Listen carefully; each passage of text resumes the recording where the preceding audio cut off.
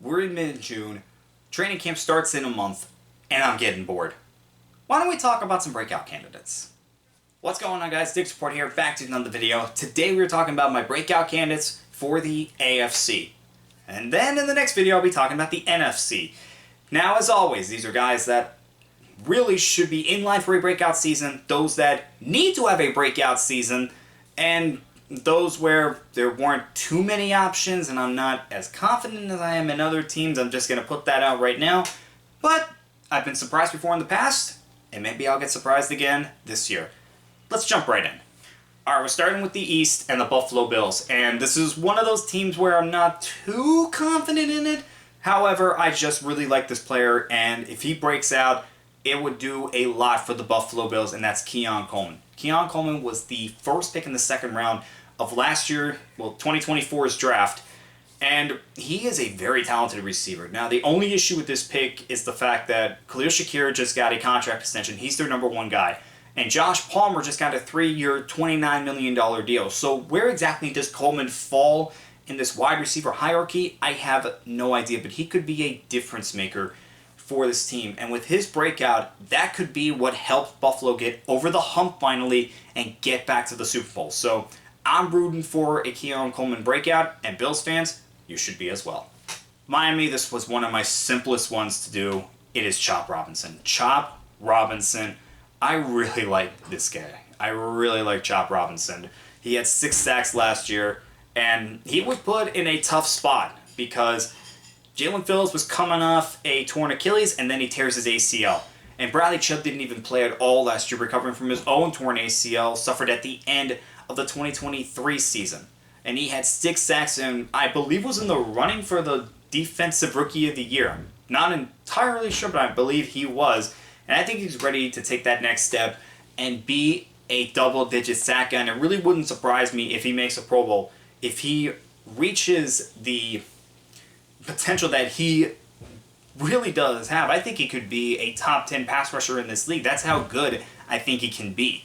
So, Chop Robinson, probably the easiest pick I had to make here. New England, I just had one question.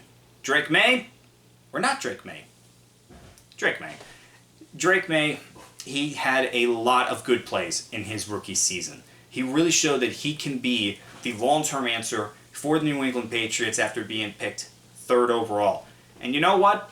I think he breaks out. I think he takes that next step and becomes a decade-long starter for this Patriot team. Now, they got him Will Campbell. That's going to be his blindside blocker. And they also helped improve the team a little bit more around him.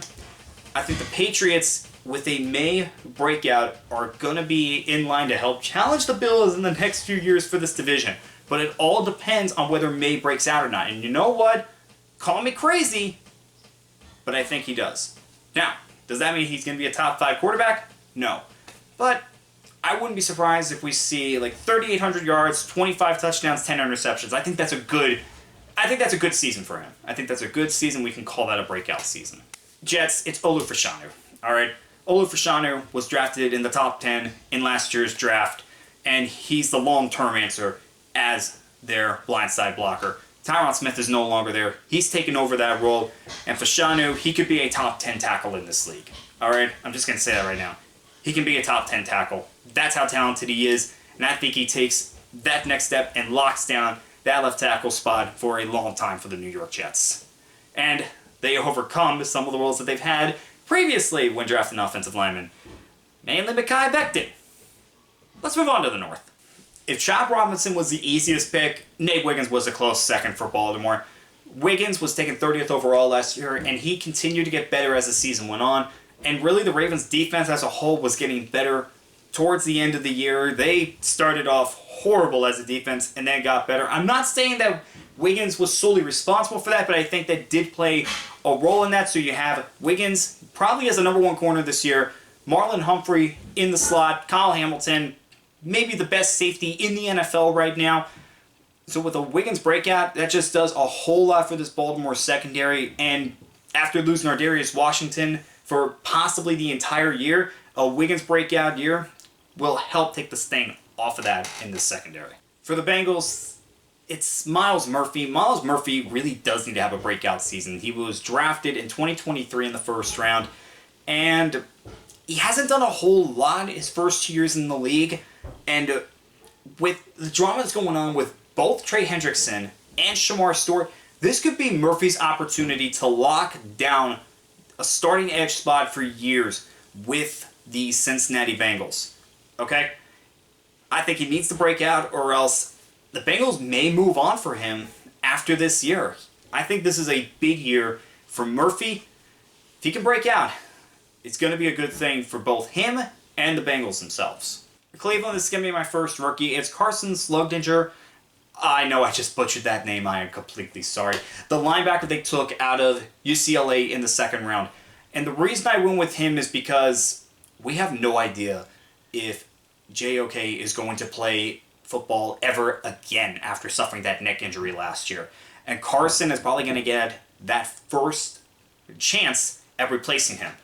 And with what he did at UCLA, I'm not going to say 100% confident, but I'm about 80% confident that he could step into that role and really perform well for the Browns this year. And Cleveland, they need a win this year. They just need some kind of win to show that the future is not as dim as it looks. And with if Carson can break out as a second-round pick, as a rookie, I think that would be really good for the team and the fans. So I'm going with Carson, and I do like this pick. I think there's a good chance we're going to see him break out as a rookie. Just like Cincinnati with Myles Murphy, Joey Porter Jr. for Pittsburgh needs to have a breakout season. And I'm not saying that he has to be a top 10 corner this year. I'm just saying he needs to show that he can be a long-term starting corner in this league. He hasn't really shown that yet. He's had flashes, but it's not consistent. And if he can do that this year, that would be big for the Steelers defense that could be losing pieces in the next few years. TJ Watt is in his 30s now. Cam Hayward, how much longer is he going to play? And how much longer are the Steelers going to be able to hold on to this defense that for the longest time has been the highest paid defense in the NFL? So Joey Porter Jr., if he can break out for the Steelers this year as a third-year player, that would be big for this team. Houston, it might be a little bit unusual, but I have Henry Turu. I'm hoping I said that right. Sorry if I didn't. Their linebacker that's going into his third year. Now, last year, he started 15 games. He had over 100 tackles. Played some good football. Does he take that next step? I think he can. If I'm being honest, I remember watching him in college. I thought he was a really good player in college. It might be a little unorthodox, but I don't know. I really think he could take his game to the next level this year in his third year. And his second year as being a starter. Would also help out Houston on their goal to really make a playoff run, while C.J. Stroud is still under his rookie deal. Okay, for Indianapolis, I went with Laiatu Latu, edge that they took in last year's first round. Now, Latu was the first defensive player taken in the 2024 draft, and he was a 15th overall pick, which is just nuts. But he played well. He played well as a rookie. He had 4 sacks, made some pretty good plays. I think he can take that next step, maybe get double-digit sacks, and that would be big for Indianapolis because they really need a feared pass rusher on this team. Kwity Paye, he is a good all-around player on the defensive line, but he's not a feared pass rusher that really Indianapolis does need, and they have needed that for a while. So if Latu can be that for them, it's just going to make this defense better, even with the offensive struggles that they could have if they can't lock down this quarterback position. But that's on the offensive side of the ball. We're not talking about that. We're talking about Latu. That would just be one less problem for the Colts to have. And Latu, I definitely think, could be that guy for them this year. Jacksonville, I could have gone with Travis Hunter, but I wanted to save the second rookie I was going to pick for this conference for a different team. You'll find out who that is later. And I went with Brendan Strange, their third-year tight end. Strange started a good amount of games last year. He started 10 games. And honestly, he outperformed Evan Ingram, and it's the reason why Evan Ingram is no longer a Jacksonville Jaguar. Strange is going to be taking that starting role this year for the Jacksonville Jaguars, and I think he might be able to thrive. Strange, he was taken in the second round 2 drafts ago, 2023. really, he was just a talented tight end. He was one of the top tight ends in his draft class. And honestly, I think he could be a top 15 tight end in the NFL and be that safety net that really Trevor Lawrence does need. Evan Ingram was a great, talented, athletic player, but he just wasn't consistent enough for me to be the security blanket that I think Lawrence does need at that tight end position. And if Strange can be that for him, that would just help Lawrence out, and that's just going to help this Jacksonville team out as a whole. So for Brandon Strange, I definitely think a breakout season is in his grasp for this year. So I've gone one tackle already. Let's go with the second one. J.C. Latham, who was also a top 10 pick in last year's draft. Now, he's going to be on the right side, not the left. Dan Moore's going to be handling that. I'll talk about that in my training camp preview, but we're going to talk about Latham right now. Tennessee had to improve the offensive line. And if Latham can have a breakout season in his second year, help protect Cam Ward, that's just one less problem that Tennessee has. And it's going to be wonderful for Cam Ward to know that somebody on this offensive line can protect him. So J.C. Latham, I've got him as a breakout candidate, and I really think he will be a breakout candidate. All right, here's my other rookie. It's R.J. Harvey. What? R.J. Harvey over Ashton Jeanty at the running back position for rookies? Am I nuts? Yeah, a little bit.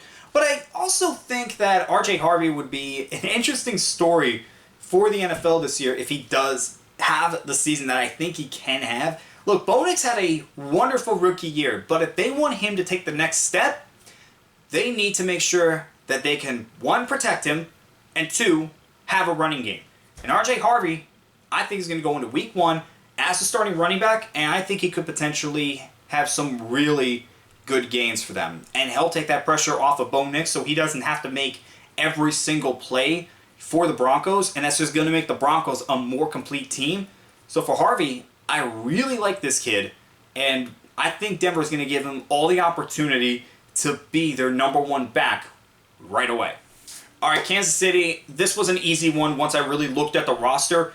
It's Brian Cook. Brian Cook has spent the last 2 years as a starter at safety, and this team did just lose Justin Reed in free agency. So somebody has to take over as the guy at the safety spot. Why not have be Cook? He's a fourth-year player. He's going into a contract year.